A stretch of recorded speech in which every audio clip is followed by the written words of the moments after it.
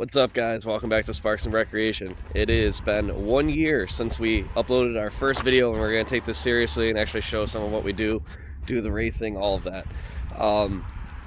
We went from 26 subscribers to over, I think we have 408, which is small numbers, but honestly, it's pretty good.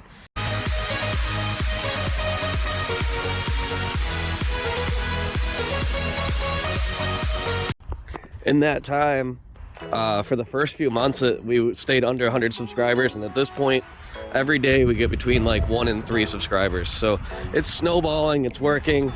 We're pretty proud of that, and thank you guys. In honor of that, I'm gonna show you some dealer stuff. So it's always that dealers are just scumbags, right? And all car dealers are the worst people on earth. You never want to deal with them. They always lie to you. They're just ripping you off, tell you one thing, do another, right? Well, maybe, but it happened to me too, from another dealer. So every couple of months we get one of these. Look at this beautiful car. If this was in good running condition, what would you pay for it? It has 180,000 miles on it. I paid $600 to ship it from Southern PA. No rust.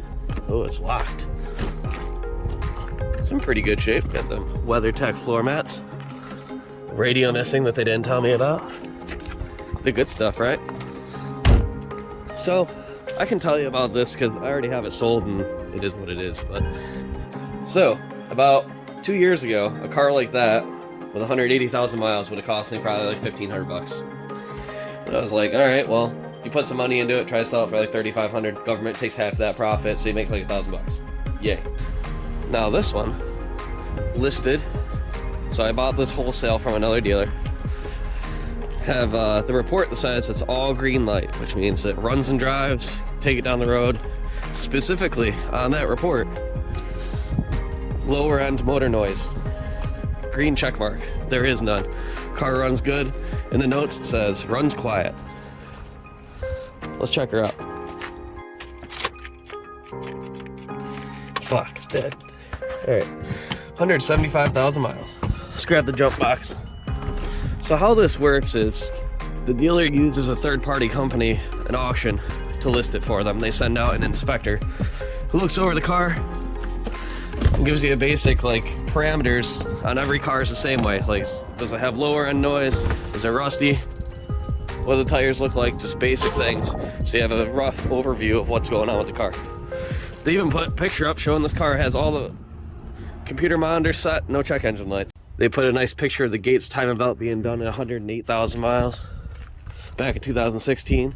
Head gaskets have been done. Hell of a car. They even pulled the dipstick out. Like, thing's got plenty of oil. A little dark. Did say in the notes that it's a little dark.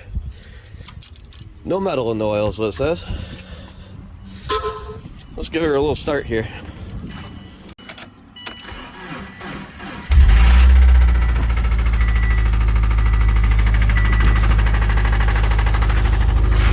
I don't know if you can see it, but a lot of smoke just came out. Oh boy. I don't know if they missed it, but might have a little bit of lower end noise.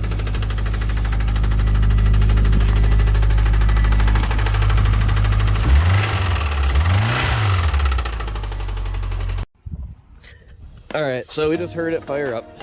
Here's the funny part about all this. So I have about $3,000 into the car between shipping, what I paid for it, the whole 9 yards. I call up and I say, hey, I think something's a little off on this. I don't know how your inspector missed it, but it's got a blown engine. They say, you know what, give us a minute, we'll call them, we'll give you a call back. So, okay. So then they call me back at like 8 o'clock at night last night from some number I don't recognize. And they leave a voicemail. Says, all right, we talked to the guy, you're right. There is major engine noise with that vehicle, and we're sorry we missed it.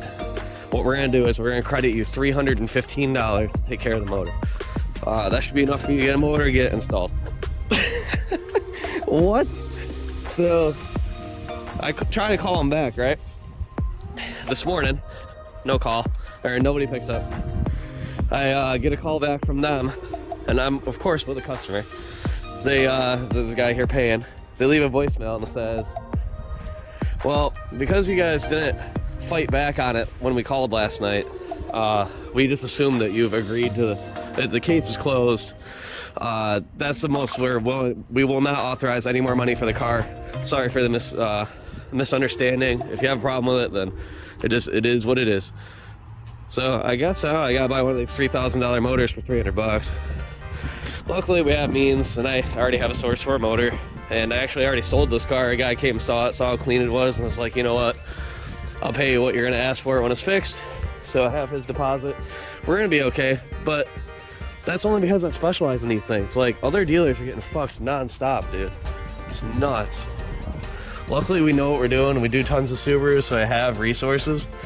If you're just somebody that bought that thing because it looks super clean, boy. Alright, so got all these sold. Actually, this one is not one that's sold. This is a little secret I've been keeping from you guys. This is a 2010 Honda Fit with a 5-speed manual, some VTEC. This is the replacement for Freddy Krueger when it died.